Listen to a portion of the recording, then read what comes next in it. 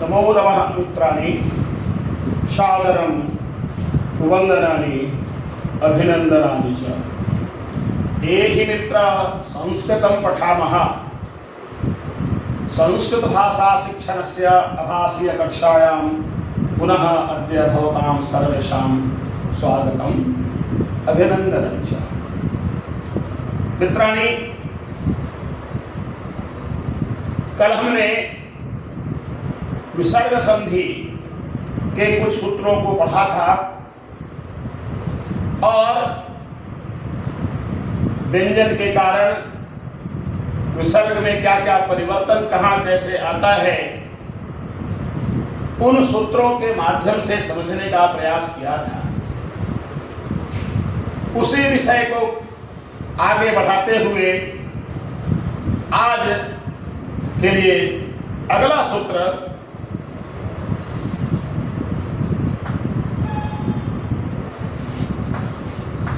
अतो रो रप्लुता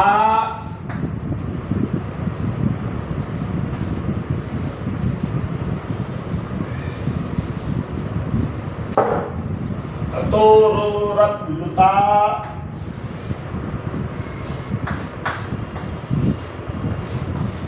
दप्लुते।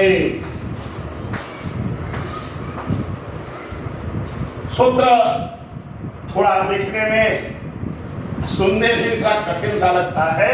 अतो रप्लुता दप्लुते। तो ये सामान्य खासकर जो संस्कृत ही पढ़ते हैं, संस्कृत व्याकरण पढ़ते हैं, ऐसे विद्यार्थियों के लिए सूत्र की व्याख्या विस्तार से आवश्यक है। लेकिन सर्वसामान्य छात्रों के लिए जो इधर 6वीं, 7वीं, 8वीं, 9वीं, 10वीं कक्षा में पढ़ रहे हैं, उनको इस सूत्र के जाल में ज्यादा पढ़ना नहीं है। केवल थोड़ा सा ध्यान रखना है। क्या है? तो यह कहता है कि विसर्ग का जो र हुआ है, हमने कल भी पढ़ा था कि विसर्ग का स होता है, सस चुसो रू से रू होता है, फिर रुत विसर्ग करके फिर वहां भी लोप होता है, र होता है। तो यही कहता है कि विसर्ग का जहां र हुआ है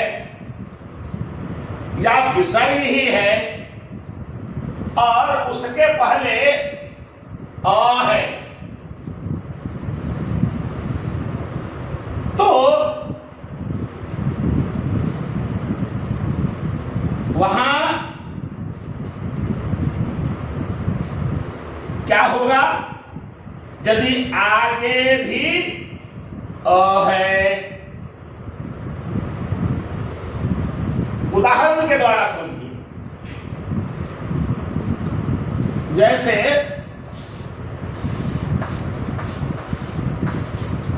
शिव धन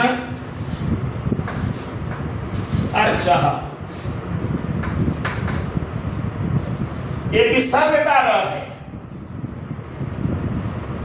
शिव अर्चः ऐसा भी कह सकते हैं, शिवर अर्चः। ये र है, यानी विसर्ग से र हुआ है। ये व में क्या है? तो व में आ है, व में अ है। तो क्या हो जाएगा? तो इस अ के कारण इस विसर्ग का यानी इस र का ऊ हो जाएगा और रूप बन जाएगा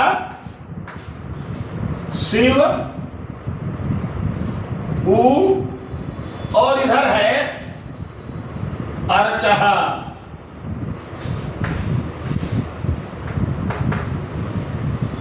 अ और ऊ जब मिल जाते हैं तो क्या बन जाता है? गुण संधि ओ बन जाता है। इधर क्या है? शिव ओ, इधर कितना बच गया? अब यह कहता है कि यहां जब आपस में मिलाएंगे तो रूप बनेगा शिवो, किंतु च के पहले ऐसा अवग्रह, इसको अवग्रह कहते हैं अंग्रेजी में एस, और तब जाकर के रेफ युक्त चह को लिखेंगे शिवोर चह, रूप बनेगा शिवोर चह। फिर से इसको ध्यान दीजिए, यदि र अथवा विसर्ग के पहले अ है और आगे भी उत्तर पद में भी पहला पद अ है, तो विसर्ग अथवा र का ऊ हो जाएगा और ऊ और आ मिल करके गुण हो करके ओ बनेगा और अवग्रह अ का प्रयोग होगा। दूसरा उदाहरण देखिए,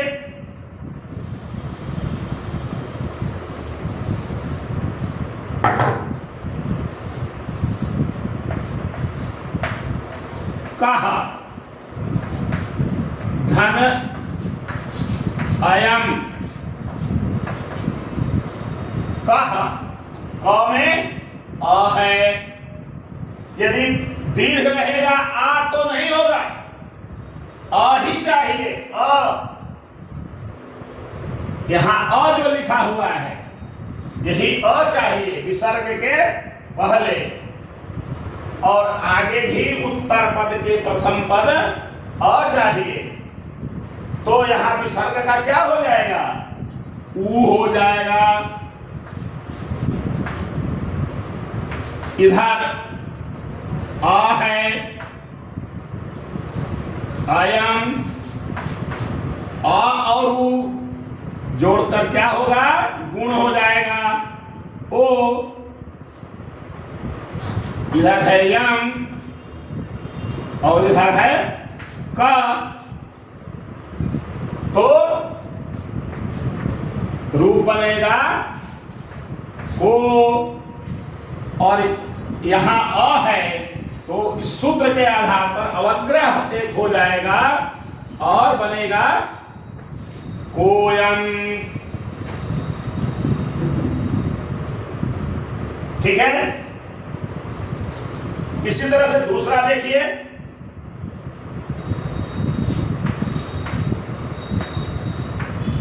सह धन अवतक, यहां भी वही है, रूप क्या बनेगा?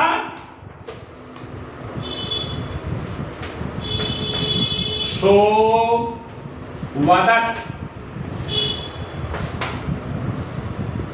आपने श्रीमद् भगवत गीता पढ़ा होगा, उसमें 18 अध्याय हैं, लिखा रहता है प्रथमोध्यायः, द्वितीयोध्यायः, तृतीयोध्यायः, तो वहां भी ऐसा अवग्रह का चिन्ह आपको दिखाई पड़ता होगा, तो वह भी इसी सूत्र के आधार पर बना हुआ है।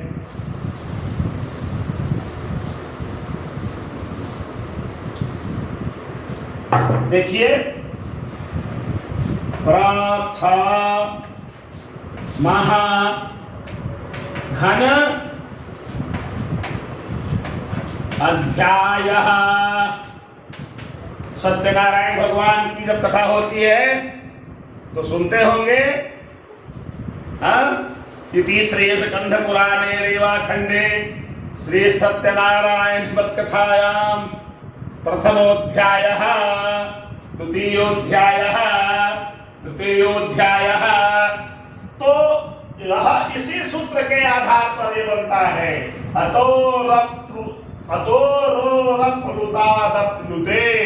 जो सूत्र है उसी के आधार पर बनता है। ये विसर्ग के पहले क्या है? म में अ है और इधर भी अ है, इसलिए विसर्ग का क्या होगा? उ होगा और इधर अ होगा। दोनों मिलाकर क्या गुण होगा? ओ हो जाएगा। तो रूप क्या बन जाएगा?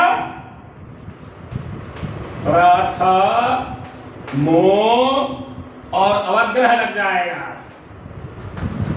ध्यायः।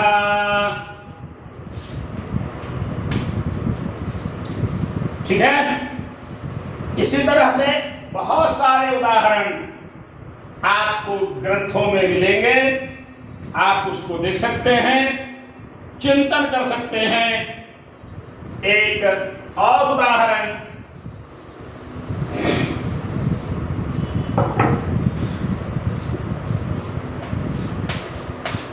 सह जोड़ अवदत्,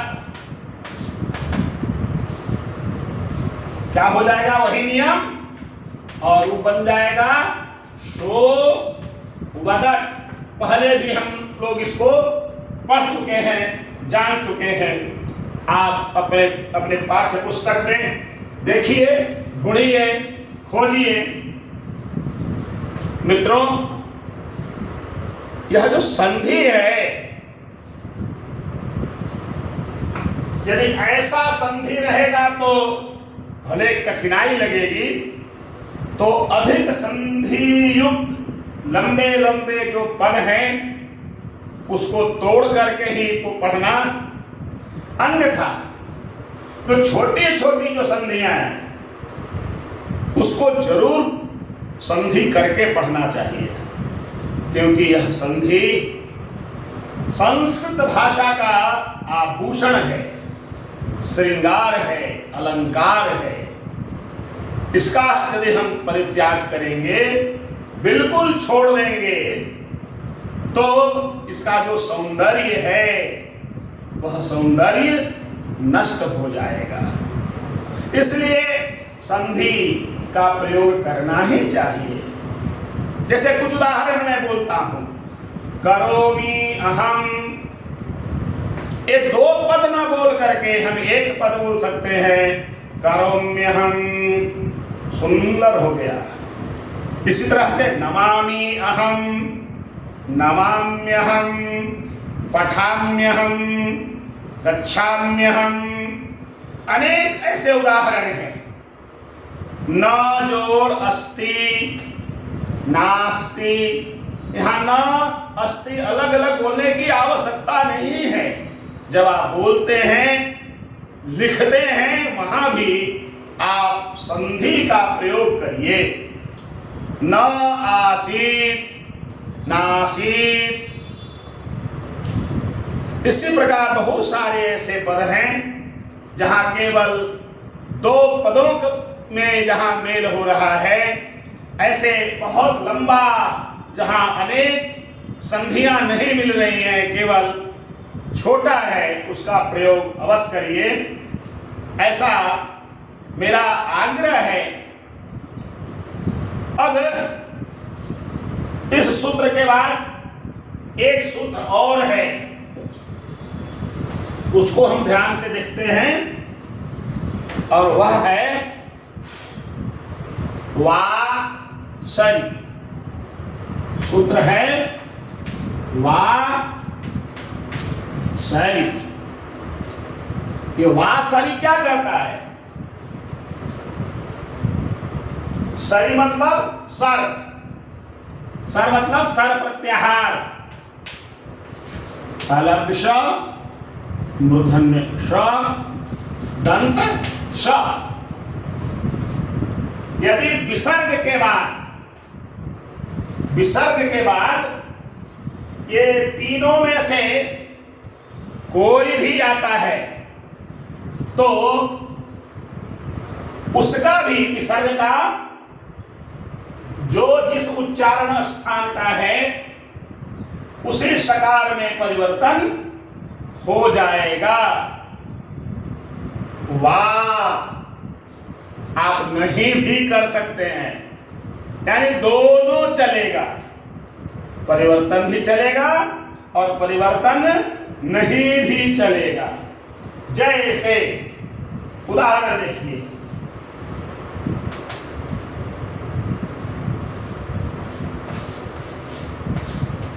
हरि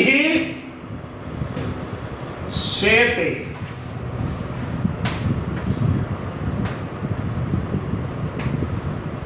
इस सूत्र के आधार पर विसर्ग का ये तालव्य है, तो उच्चारण स्थान तालव्य है, इसलिए इस विसर्ग का ही क्या हो जाएगा,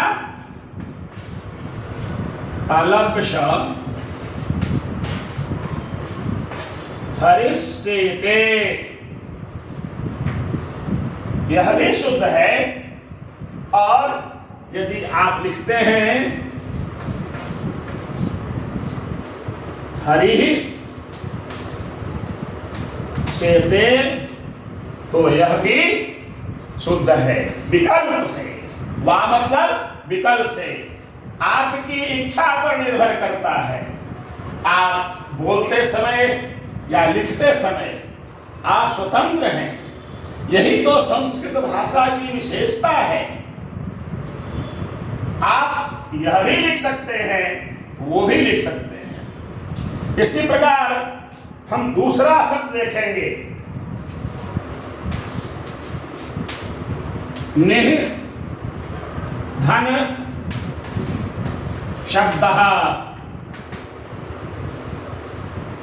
क्या होगा, उसी विसर्ग का फिर श होगा। यहां भी तालव्य नहीं है, तो निशब्द या निः शब्द, ये भी लिख सकते हैं। ये निःशब्द भी होगा, ये दोनों ठीक ही है। निः संदेह, यहां भी वही है, यहां दंत स है, इसलिए निस्संदेह या निः संदेह, यह भी होगा।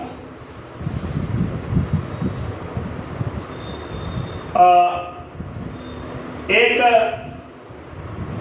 दुर्योधन का भाई था, क्या था, दुःशासन। दुः जोड़ शासन, तो यहां भी तालव्य श है, इसलिए विसर्ग का तालव्य श होता है। दुःशासन या दुः शासन, ऐसा हो जाता है। मित्रों, कुछ ऐसे भी स्थान हैं जहां विसर्ग में कोई परिवर्तन नहीं होता है। उसको पाणिनि ने खोज कर निकाला है और कहा है, कोई अलग से सूत्र नहीं दिया, कहा कि वह विशेष है। क्या है विशेष?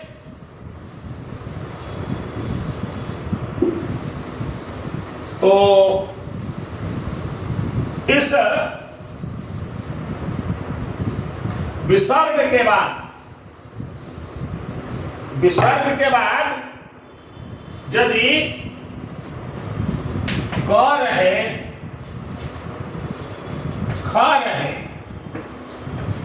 प रहे और फा रहे तो विसर्ग का परिवर्तन नहीं होगा। क्या होगा भाई? उदाहरण के द्वारा हम उसको समझेंगे। जैसे प्रातः धन कालः, विसर्ग के बाद क्या है? क है। तो यहां पर इस विसर्ग में कोई परिवर्तन नहीं होगा, सीधे लिखा जाएगा प्रातः कालः।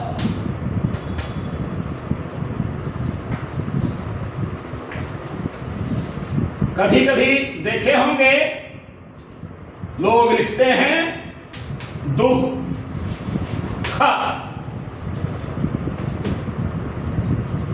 दुख, यानी विसर्ग में कोई परिवर्तन नहीं होगा।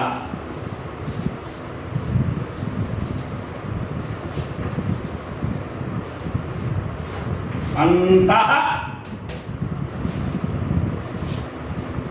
अंतःपुरम, प है, इसलिए विसर्ग में कोई परिवर्तन नहीं होगा। अंतः पुरम, ये विसर्ग से में परिवर्तन होने वाले कुछ जो नियम थे, कुछ सूत्र था, हमने विसर्ग संधि के बारे में आपके सम्मुख रखा है। अब आपकी जो पाठ्य पुस्तक है आप उसका अनुशीलन करिए, ऐसे पदों को खोजिए और किस पद में कौन सी संधि है, स्वर संधि है, व्यंजन संधि है कि विसर्ग संधि है। यदि स्वर संधि है तो स्वर संधि का कौन सा भेद है? दीर्घ स्वर संधि है, गुण स्वर संधि, वृद्धि स्वर संधि, यण स्वर संधि या अयादि स्वर संधि, कौन सी संधि है? उन शब्दों की आप आवली बनाएं, सूची बनाएं, और धीरे धीरे जब आप सूची बनाएंगे तो दीर्घ स्वर संधि के हजारों पद आपके पास हो जाएंगे, गुण स्वर संधि के हजारों पद होंगे, यण स्वर संधि के होंगे। इसी प्रकार व्यंजन संधि में जहां जहां जो जिस सूत्र के आधार पर हुआ है उन सूत्रों को भी आप ठीक करके जब देखेंगे तो वो सारा कुछ आपको दिखाई पड़ेगा। विसर्ग संधि में भी इसी प्रकार का है। तो मित्रों, आज हमने जो अपना वर्ण विचार में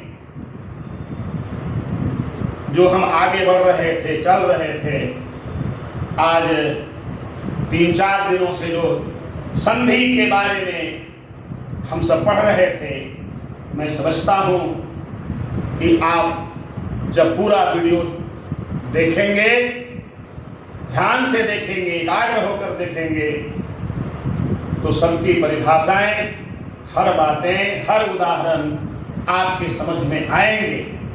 फिर भी यदि कोई बात समझ में नहीं आती है तो हमारे YouTube चैनल में जो कमेंट के लिए स्थान बना हुआ है, आप वहाँ अपना कमेंट, अपना विचार वहाँ लिखिए, अपनी जिज्ञासा लिखिए। मैं आपकी जिज्ञासा का शमन करने का प्रयास करूँगा।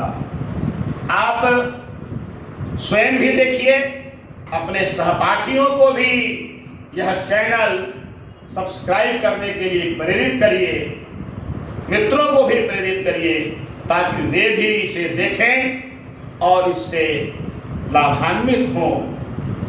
गंगा के तट पर जाने से चाहे गंगा जल एक अंजलि ही क्यों न लें, उसका यदि हम पान करते हैं तो कहा जाता है कि पापों से मुक्ति हो जाती है। इसलिए यह व्याकरण का अथाह जो सागर है, उसमें से थोड़ा सा कुछ विषय निकालकर आपके सामने हमने रखा है। आप इसका पान करिए, मनन करिए, चिंतन करिए। आज के लिए इतना ही, फिर अगले दिन अगले विषय को लेकर के मिलते हैं। तब तक के लिए नमो नमः।